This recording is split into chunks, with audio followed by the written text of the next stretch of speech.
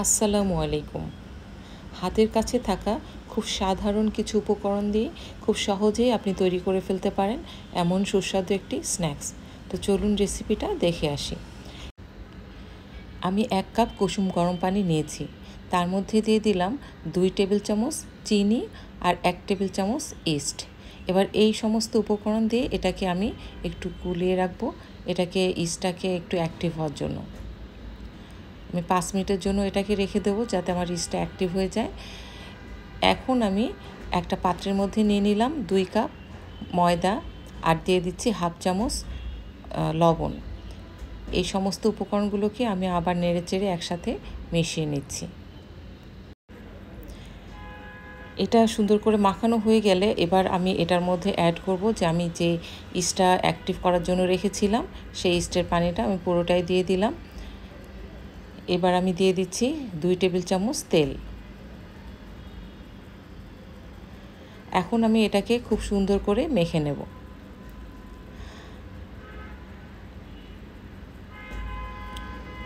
এই পানিটা আপনি যতটুকু পানি দিয়েছেন যদি পানিটা পর্যাপ্ত মনে না হয় তাহলে আপনি আরেকটু পানি অ্যাড করবেন। কুসুম গরম পানিও অ্যাড করতে পারেন, আবার নর্মাল পানিও অ্যাড করতে পারেন, কিন্তু গরম পানি অ্যাড করতে যাবেন না। তো আমার পানির পরিমাণটা ঠিক আছে, আমি এটাকে নেড়েচেড়ে নিয়েছি, নিয়ে আমি এখন এটাকে হাত দিয়ে সুন্দর করে মেখে নেব।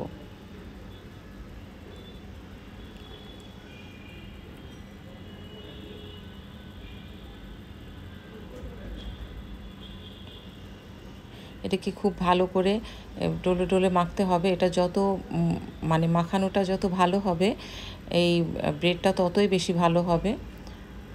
তো দেখুন আমার মাখানো হয়ে গেছে, একদম এটা সফট একটা ডো তৈরি হয়েছে। এভাবে দেখলেই বুঝতে পারছেন যে কেমন সফট ডো হবে। সেই অনুযায়ী আপনি পানি দিয়ে ডোটা তৈরি করে নেবেন। এখন আমি একটু তেল সাইড দিয়ে দিলাম যাতে আমার ডোটা যখন ফুলে যায় তখন এটা থেকে তুলতে অনেক সুবিধা হয় এটার জন্য। তো তেলটা আমি পাত্রের 4 সাইডে দিয়ে দিচ্ছি এবং এটার ডোটার সাথেও সুন্দর করে তেলটা মেখে আমি এটাকে রেস্টে রাখবো 1 ঘন্টার জন্য। একটু গরম জায়গায় এটা রাখলে খুব দ্রুতই এটা মানে ফুলে যাবে, ডাবল হয়ে যাবে। তো দেখতে পাচ্ছেন আমি 1 ঘন্টা পর ফিরে এলাম, আমার ডোটা একদম ডাবল হয়ে গেছে। এ পর্যায়ে আমি ডোর মধ্যে থেকে বাতাসটা রিলিজ করে এটাকে আবার একটু সুন্দর করে মেখে নেব।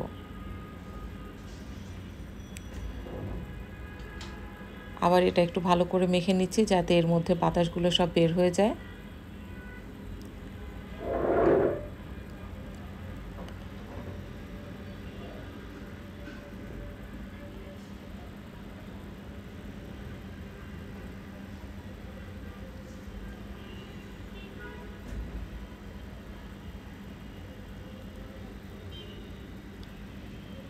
তো আমি এটাকে একটু মসৃণ করে নিলাম হাত দিয়ে। এবার আমি এটাকে চেপে এটাকে একটু স্প্রেড করে একটা রুটির মতো বেলে নেব। একটু হাত দিয়ে চ্যাপটা করে দিলাম। এখন আমি বেলুনের সাহায্যে এটাকে স্প্রেড করে দিচ্ছি। আসলে আমার এখানে জায়গা কম, আপনারা জায়গা একটু বেশি থাকলে এটা একটু বড় করে স্প্রেড করতে পারবেন।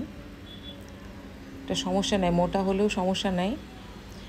এই পর্যায়ে আমি এটার উপরে দিয়ে দিলাম বাটার দিয়ে আমি এটাকে বাটারটা চারিদিকে স্প্রেড করে দিচ্ছি।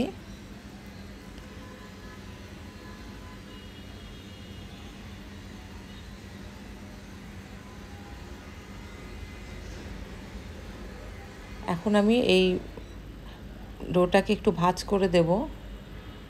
এক সাইড থেকে নিয়ে এসে দেখতে পাচ্ছেন উপরে একটা দিয়ে দিলাম, আবার এই সাইড থেকে নিয়ে এসে উপরে আমি এটাকে ভাঁজ করে দিয়ে দিলাম।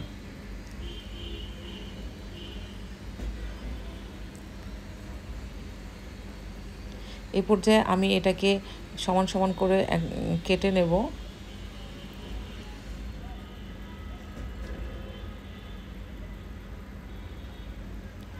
আমি যে পাত্রের মধ্যে রাখবো সেটার উপরে কিছুটা তেল দিয়ে তেল মেখে নিলাম। আপনাদের কাছে যদি বাটার পেপার থাকে তাহলে বাটার পেপার দিয়ে এটা তৈরি করতে পারবেন।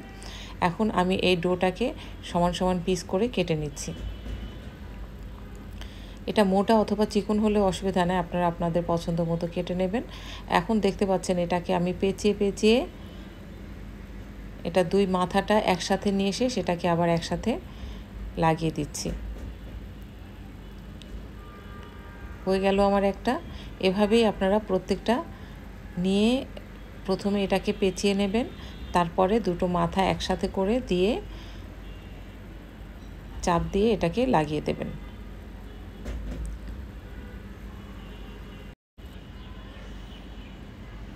ময়দাটা ভীষণ সফট এবং বাটার দেওয়ার ফলে এটা অনেক বেশি সফট হয়ে গেছে।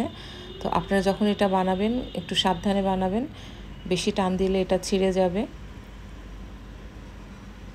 একটু হালকা হাতে এটাকে সুন্দর করে পেঁচিয়ে তারপরে এটাকে দুটো মাথা একসাথে নিয়ে এভাবে জয়েন করে দেবেন।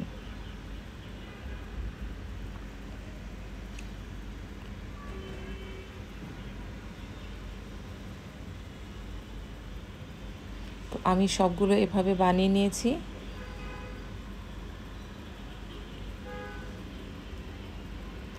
এখন আমি বেকিং ট্রের উপরে এগুলো সবগুলো দিয়ে দিচ্ছি।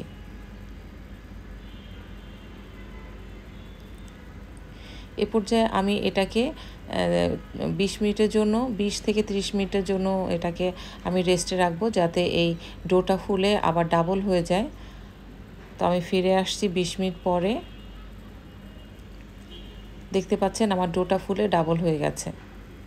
এখন আমি এই ডোর উপরে আমি ডিমের হলুদ অংশটা নিয়েছি। এখন এই হলুদ অংশটা আমি এর উপরে ব্রাশ করে দিচ্ছি।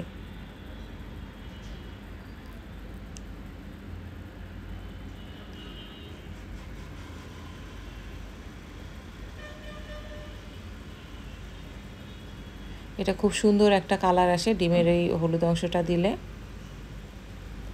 এখন আমি এটাকে বেক করব।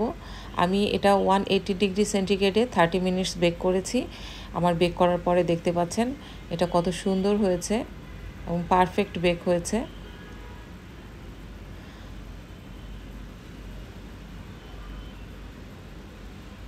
আপনারা চাইলে এটা আরেকটু হালকা বেক করতে পারেন। আমার কালারটা ডার্ক হয়ে গেছে। তো আমি সবগুলো ছিঁড়ে ছিঁড়ে দেখাচ্ছি। খুবই মজার হয়েছে এটা। তো এভাবে আপনারা স্ন্যাক্সটা খুব দ্রুত তৈরি করে আপনারা সার্ভিং ডিশে সার্ভ করতে পারেন। ছোট বড় সবাই খুবই পছন্দ করবে। তো খুব দ্রুতই তৈরি হয়ে গেল দারুণ স্বাদের একটা স্ন্যাক্স। আশা করি যে কেউ এটা খুব সহজেই তৈরি করে ফেলতে পারবেন। তো আমি একটা ভেঙে দেখাচ্ছি যে এটা কত সুন্দর ভিতরে মানে বেক হয়েছে। তো আশা করি আমার ভিডিওটা আপনাদের ভালো লেগেছে। ভালো লাগলে বাসায় ট্রাই করবেন এবং আমার চ্যানেলের সাথেই থাকবেন। তো আজকে এই পর্যন্তই। আল্লাহ হাফেজ।